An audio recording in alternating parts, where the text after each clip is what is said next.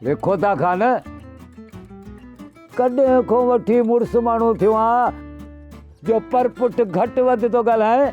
सेठ ॻाल्हाए इख़लाक़ सां। पहिरीं ॻाल्हि त मुंहिंजो नालो खोतो ॾे खोतन खान आहे। ॻाल्हि साॻी आहे, ॿिन्ही जे शुरूआत में खे अचे थो। अरे मीरले तूं चमचागिरी न करे। सेठ ऐं असांजो पंहिंजो मामिलो आहे। छाजो पंहिंजो मामिलो आ? तोखे शर्म कोन आयो जो पर पुठ मूं ते चर्चा कया थई? सेठ हिन चमचे तोखे बरगलायो आहे। मां तोसां चर्चा छो कंदुसि? तूं पाण सॼो चर्चो ठहियो पियो आहे। हे हींअर छा चई? मुंहं ते बीठो कूड़ थो वणी हा? अरे हिन में तोखे कहिड़ी तकलीफ़? सेठ जायो हितो जो मोतबर माण्हू आहे, बाक़ी व्याज खोरा त इहा ॿी ॻाल्हि आहे। खुद न ये हद क्रास न कर।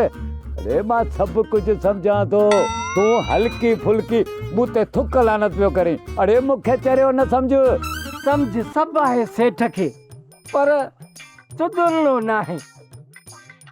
अरे पटली ता लहे तो मीरल पुट छा थियो थी? न बाबा बात वो निकरी हो, माफी मिले। अॼु त मीरल सफ़ा हाजी पियो लॻे। अरे मीरले उन ॾींहुं त मूंखां वधीक सेठ जी बेइज्जती तो कई, नालो रुगो मुंहिंजो थो अचे। अरे मीरल इहो खुदन खोदड़ो छा थो चवे? इन में केतिरी सच्चाई आ? अरे तुझे अफ़ालनि जी बि मूंखे ख़बर आहे। न सेठ, क़ुरान जो कसम हे असांखे विड़ावे ई थो। हा सही, आयो बि ॿई वॾा गैरती जो मुंहिंजे चवण ते तव्हां विड़ी पवंदव। ॾिस खुदा न ॾिस, ॿेली गैरत जी ॻाल्हि न कर। हा उहा असां में आहे ई कोन। मुंहिंजो मतिलबु आहे असां में घणी आहे। अरे असां अकुल वारा आहियूं के बिशनी वाहियात लूसी जे चवण ते विढ़ंदासीं कोन। इहे सभु जुमला मुंहिंजे बारे में चई। अरे बाबा मूं कंहिंजो नालो त कोन खयो।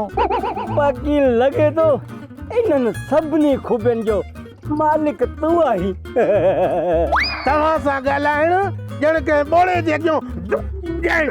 हाणे जान छॾियो, मां के ज़रूरी कम सां वञा थो। हेॾो हीअं वेंदुमि।